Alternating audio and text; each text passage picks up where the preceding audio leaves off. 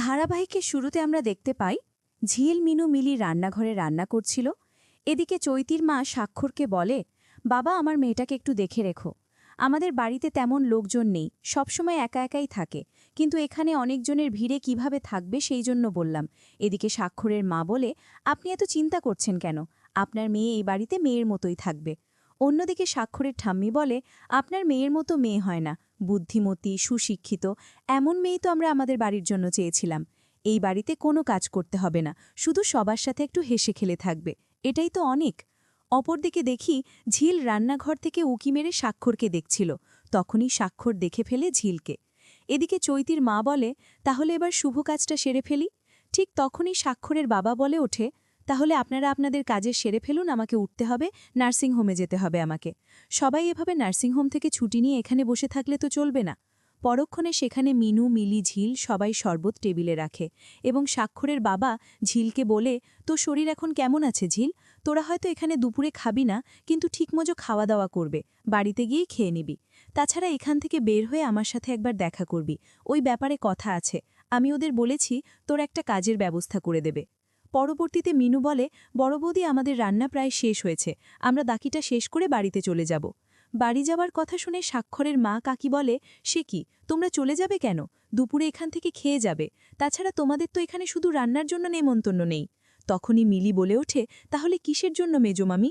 আমাদের তো শুধু রান্নার জন্য বলা হয়েছিল।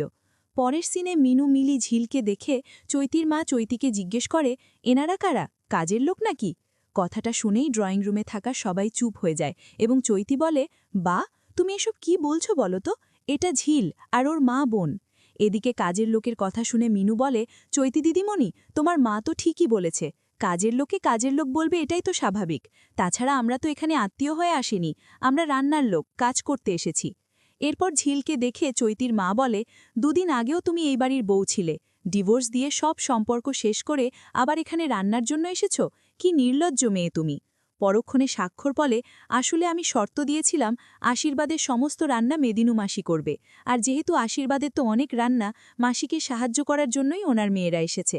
স্বাক্ষরের কথায় সবাই চুপ হয়ে যায় এবং চৈতির মা বলে, দিদি এবার তাহলে আশীর্বাদে জোগাড় করে দিন, আমরা শুভ কাজটা সেরে ফেলি। পরক্ষণে আশীর্বাদের সমস্ত জোগাড় করে দেওয়াতে চৈতির বাবা আশীর্বাদ করে এবং গিফট হিসেবে একটা দামি ঘড়ি উপহার দেয়।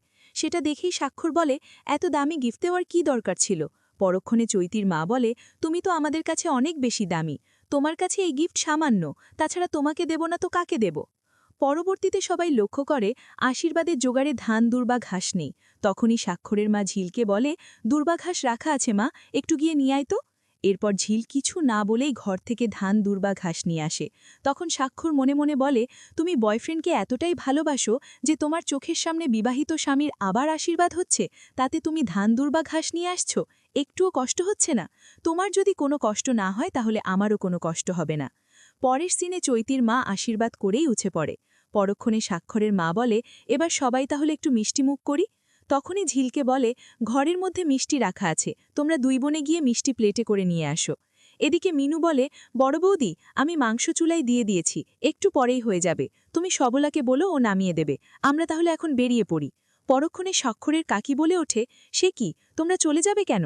এখনো পরিবেশন করা তো বাকি আছে, অন্তত পরিবেশনটা করে যাও, তাছাড়া আমরা তো তোমাদের টাকা দিতে চেয়েছি।